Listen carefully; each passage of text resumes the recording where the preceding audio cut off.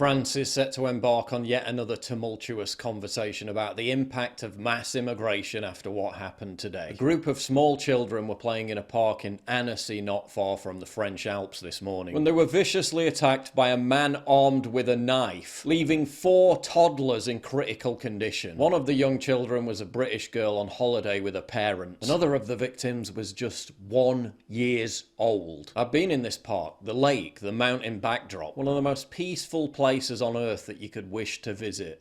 Until today. I saw children at the end of the lake, some children on the ground, some injured children. It's horrible, said one eyewitness. Another told BFM TV that a knifeman jumped out, started shouting, went towards the pushchairs and started repeatedly stabbing the children. And yeah, I've seen the video of the attack. It makes your blood boil. And in a development that surprised hardly anyone, it was quickly revealed that the culprit was a Syrian asylum seeker, a refugee. But here's the kicker.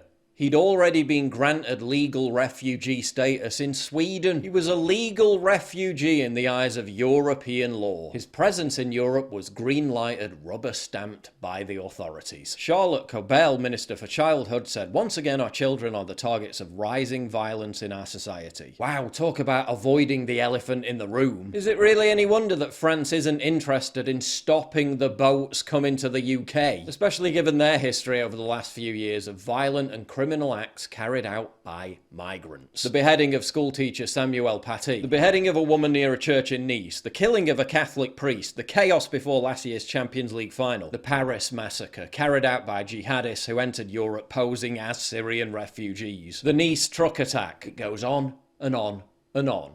All across the continent. The warning of prominent figures like Michel Houellebecq, France's greatest living author, that Europe is being swept away by the consequences of mass migration is coming to pass. The warnings have been completely ignored time and time again. Meanwhile, the Swedish Prime Minister has become the latest prominent politician to speak out on the problems caused by mass uncontrolled immigration. Let me be clear. Massive immigration and poor integration just doesn't work, said Ulf Kristersson. Kristersson is introducing new border controls that he says will be the strictest in the European Union, with migrants mandated to learn the Swedish language and respect the country's heritage and culture. But with the sheer amount of migrants that have poured into Europe over the last 10 years, and with some estimates saying native Swedes will become a minority in their own country within decades, for countries like Sweden and France, is it too late?